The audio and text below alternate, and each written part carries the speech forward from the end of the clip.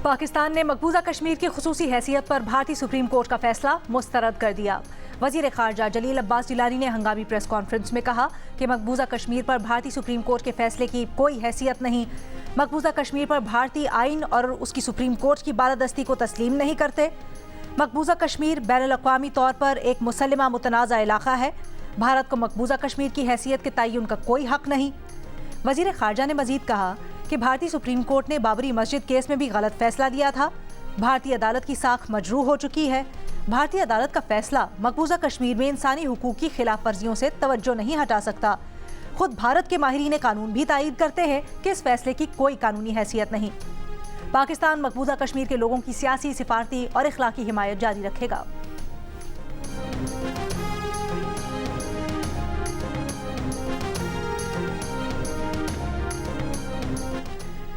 भारतीय supreme court ने मोदी सरकार का मकबूजा कश्मीर हड़प करने का इकदाम जायज़ करार दे दिया।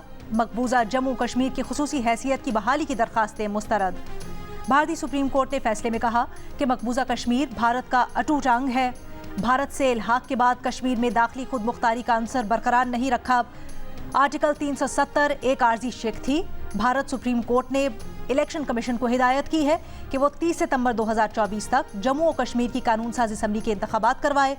दरख्वास्त गुजारों ने भारतीय सुप्रीम कोर्ट से मकबूजा जम्मू और कश्मीर की खुसूसी हैसियत और आर्टिकल 370 बहाल करने की इस्तदा की थी।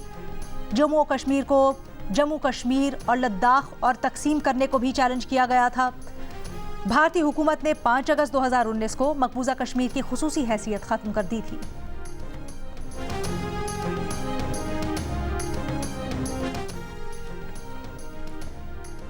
आर्टिकल 62(1)(f) के तहत नाअहली की मुद्दत कितनी होगी, सुप्रीम कोर्ट का लार्जर बेंच तय करेगा।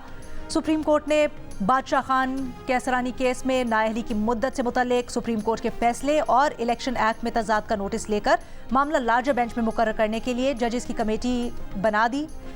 मामला जजेस की कमेटी को भिजवा दिया गया। सुप्रीम कोर्ट ने अटॉर्नी जनरल, तमाम सूबाई एडवोकेट जनरल्स को नोटिस जारी कर दिए।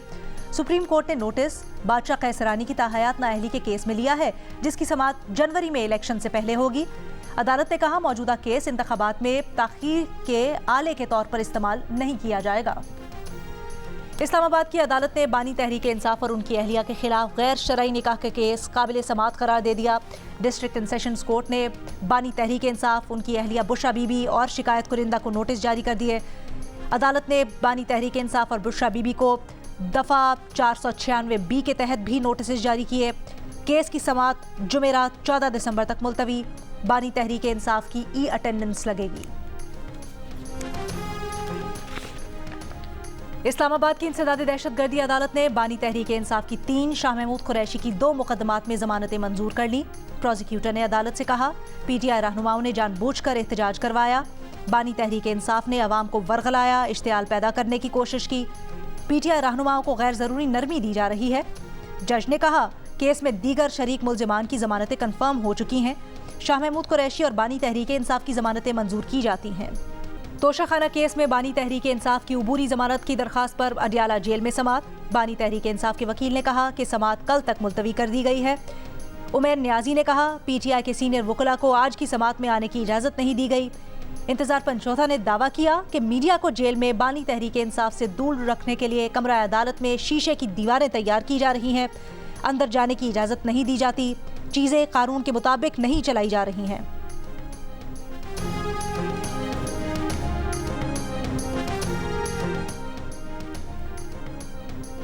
लाहौर में नवाज शरीफ और शहबाज शरीफ की ज़ेर सदारत मुस्लिम लीग नून के पार्लिमानी बोर्ड का इजलास।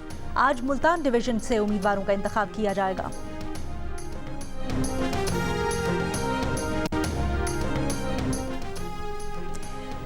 जुल्फिकार अली भुट्टो की फांसी के खिलाफ सदारती रेफरेंस। बिलावल भुट्टो जरदारी ने केस की बराह रास्त नशरियात के लिए सुप्रीम कोर्ट में दरखास्त दायर कर दी। इंसाफ के तकाजे मद्देनजर रखते हुए समाअत बराह रास्त नशर करने की इस्तदा। दरखास्त में मौक़िफ़ अपनाया गया है कि जुल्फिकार अली भुट्टो का कत्ल निज़ाम इंसाफ पर धब्बा है। अवाम के सामने हक़ाइक़ रखने के लिए केस की लाइव नशरियात अहम है।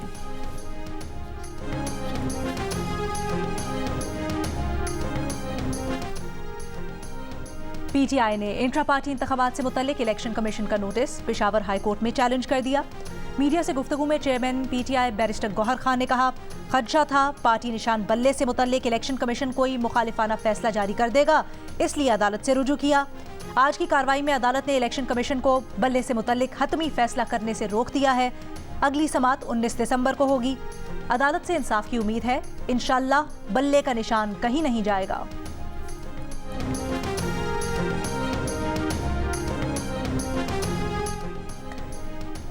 MQM पाकिस्तान का एक बार फिर इलेक्शन कमीशन सिंध पर एतराज। सूबाई इलेक्शन कमिश्नर अनवर चौहान और निसार दुरानी की मौजूदगी में इंतखाबात को तस्लीम करने से इनकार। खालिद मकबूल सिद्दीकी ने कहा, इजाज चौहान की मौजूदगी में किसी सूरत शफाफ इलेक्शन मुमकिन नहीं। इलेक्शन कमीशन की मेंबर निसार दुरानी भी पीपल्स पार्टी के ओहदेदार रह चुके, धांधी ज़दा इलेक्शन किसी सूरत कबूल नहीं करेंगे।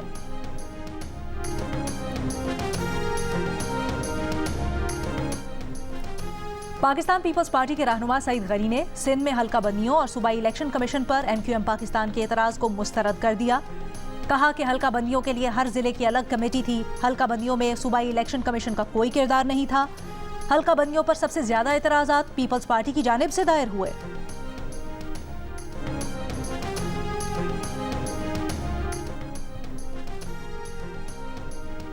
Pakistan team director Mohammad Hafeez Canberra में इंतजामात पर हैरान। कहा, पिच बहुत स्लो थी, ऑस्ट्रेलिया में कभी ऐसी स्लो विकेट देखने को नहीं मिली। सहाफी ने सवाल किया कि क्या आप क्रिकेट ऑस्ट्रेलिया के सामने ये मामला उठाएंगे? मोहम्मद हफीज ने कहा, उनका ख्याल है कि सबको मालूम है कि क्या हुआ।